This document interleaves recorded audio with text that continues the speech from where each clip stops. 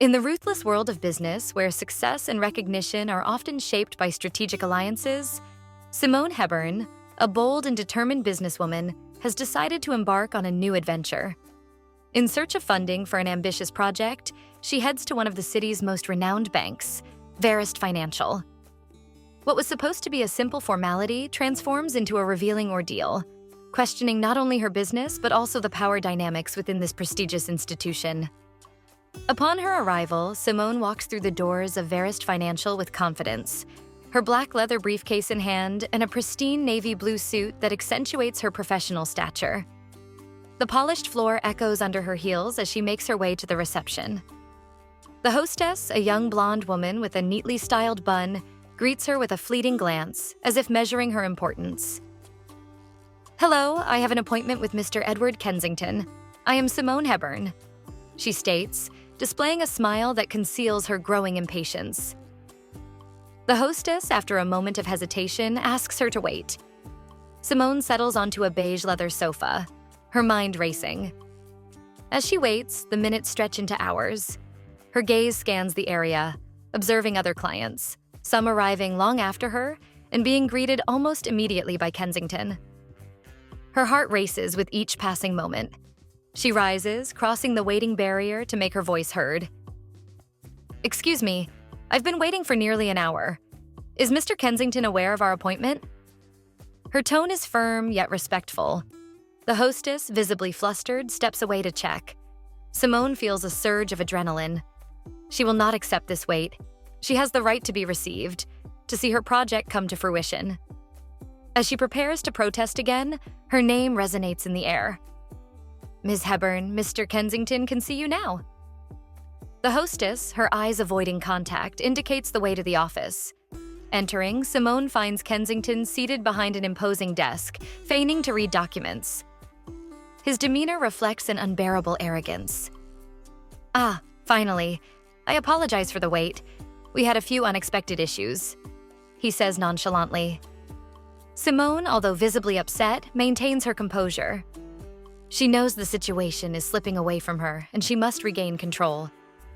"The documents have already been reviewed and approved," she responds, striving to uphold her authority. Kensington, with a condescending smile, flips through the papers as if he has all the time in the world. "A project of such magnitude deserves special attention, doesn't it?" he implies, insinuating that her experience in the field is lacking. Determined not to be intimidated, Simone crosses her arms. "I understand the importance of caution, Mr. Kensington, but a bank of your renown wouldn't grant funding without having reviewed every detail in advance. If there's a problem, let me know." The tension escalates.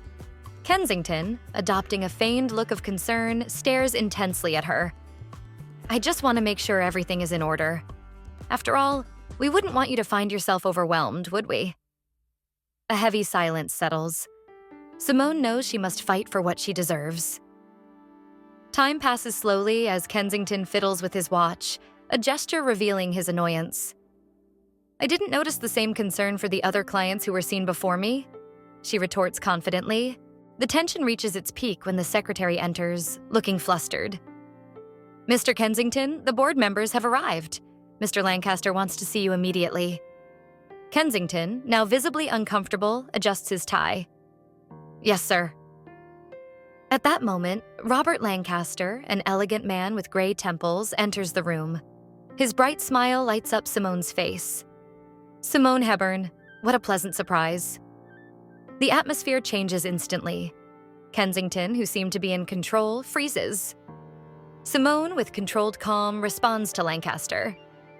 "The meeting took a bit longer than expected," she says, not taking her gaze off Kensington. Lancaster, assessing the situation, turns to Kensington. "What exactly caused this delay?" Kensington, trying to maintain a semblance of control, replies, "Just a minor setback. We had a few additional points to verify." 3 hours of waiting for a formality is unacceptable," Lancaster exclaims, his irritation palpable. "And when I was finally seen, Mr. Kensington insisted on reviewing documents already validated by the bank itself. I felt as though there was an attempt to complicate things." Simone senses the tension in the air, her heart racing. Kensington, Realizing he's in the wrong, attempts to defend himself. "It's a simple misunderstanding," he says in a trembling voice. "I just wanted to make sure everything was in order. It's a procedure I apply systematically." Lancaster, with newfound coldness, questions Kensington. "You apply this procedure to all your clients, don't you?" The atmosphere becomes electric. The truth emerges, and Kensington's position wavers. Simone, now at the center of attention, speaks confidently. "I am here for funding that you have already approved. My time is valuable just as yours is. I deserve to be treated with respect." The gaze of the board members shifts to Kensington, whose arrogance gradually fades, replaced by palpable nervousness. Simone, lifting her head with pride, knows she has just won a battle. Her story is not just about funding, but a symbol of the strength of women in the business world. In a realm where arrogance can wreak havoc, she reminds everyone that respect and fairness are fundamental values. Her determination and courage mark the beginning of a new era for businesswomen.